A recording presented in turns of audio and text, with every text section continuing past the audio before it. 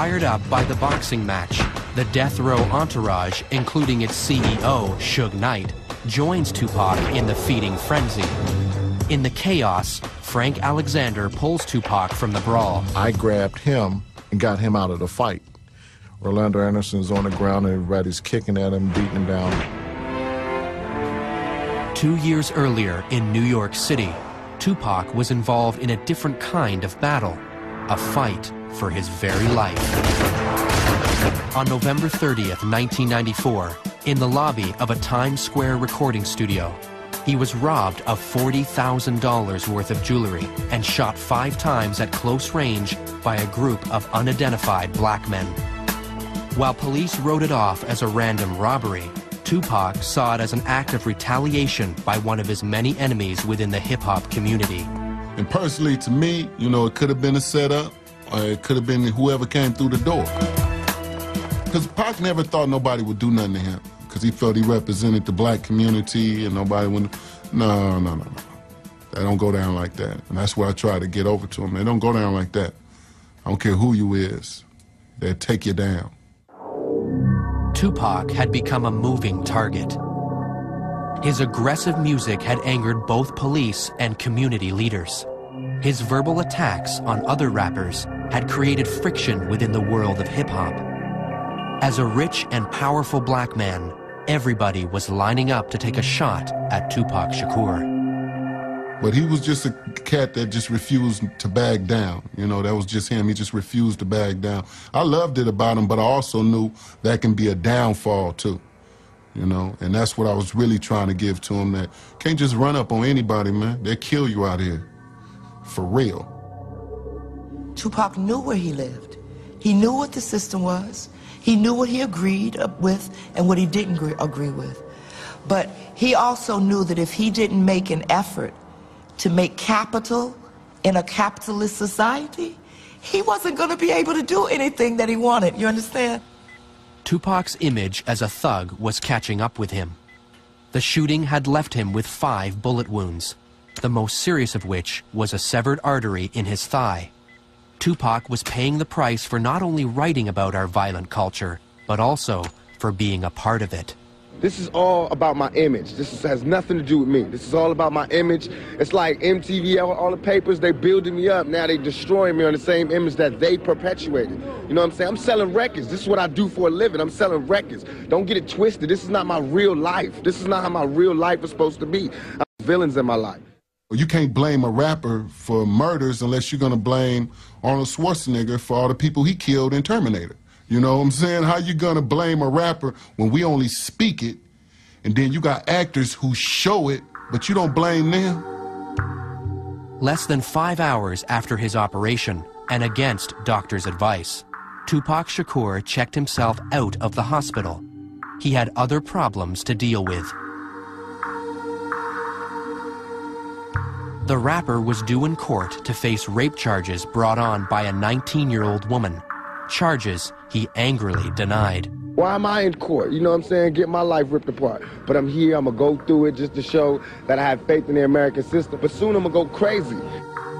Acquitted of sodomy and weapons charges, Tupac was instead convicted of forcibly touching the woman's buttocks, a felony sex abuse charge. He was given the maximum sentence, up to 4.5 years behind bars. To his legion of fans, it seemed that the law was making an example of Tupac Shakur. Pac was the one that had the biggest mouth and would say it the loudest and say it to anybody. You know what I'm saying? There was times where he said it even to his mother. I'm loud. I didn't shut up. But I didn't think they was going to take it this serious. Me keep talking out. I didn't think it was going to be a matter of life and death. What did you do? What happened? Can you tell us? While at the Clinton Correctional Facility in upstate New York, Tupac seemed to undergo a startling transformation. The king of gangsta rap publicly denounced thug life. Well, you got to realize when Pac was in jail, you know, jail will make you start thinking. And you're going to do anything you can to get out of jail, you know? So, to me, when he denounced thug life, It was like, you know, I'm only playing. Let me get up out of here. But getting out of there wasn't so simple. Obviously, Pac was in a dire position, being incarcerated, and, you know, his money being dwindled down because of all the cases and, you know what I mean, fighting these bogus lawsuits and all of that. In exchange for signing with Death Row and taking him on as his manager, Suge Knight promised to get Tupac out on bail. And soon enough, the all-powerful godfather of hip-hop made it happen. I never saw the contract. I just remember the phone call. You know what I'm saying? Calling us saying, you know, I'm on Death Row now. You know, I just signed with Death Row. They tried to control Tupac. Even when they sent him to Death Row, they thought Suge was going to be able to control him. But, you know, that was just like putting a flame with some dynamite. That's going to blow. The master agitator was free and eager to get back to what he knew best, holding up a mirror to society's ills. Once he got out, it was like all that anger that was built up while he was sitting in jail came out all at one time. But soon, in a hail of bullets, that mirror will be forever shattered.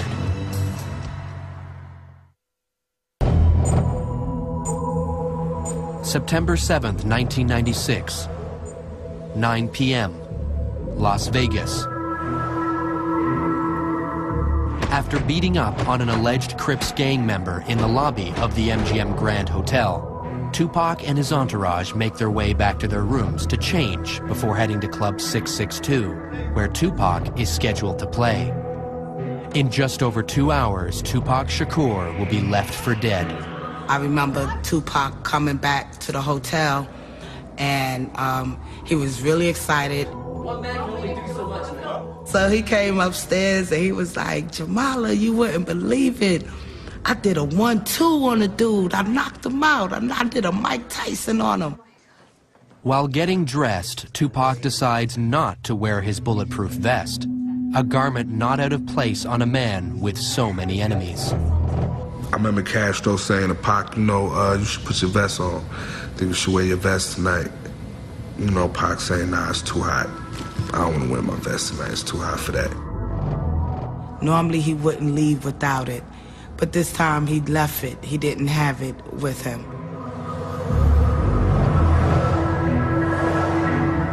After the short pit stop, Tupac and the others wind their way across the strip to a mansion belonging to Suge Knight, Tupac's manager and the owner of Death Row Records. Suge and Tupac disappear briefly while the others wait impatiently. I don't really know what Pac and Suge was doing at the time. You know what I mean? I just know we was waiting and I was ready to go. Almost everything in Suge Knight's mansion is red, the official color of the Mob Piru, an offshoot of the LA gang, the Bloods. He wore a lot of red. You know, it was his choice of color. He was from Compton. His hood, his set were of, you know, Bloods. So by him wearing red, if that's what he was representing, then that was on him. Some felt that by associating with a record label connected to the Bloods, Tupac was making himself yet more enemies, this time with the Bloods' arch rivals, the Southside Crips. But his bodyguard, Frank Alexander, saw it differently. Tupac was not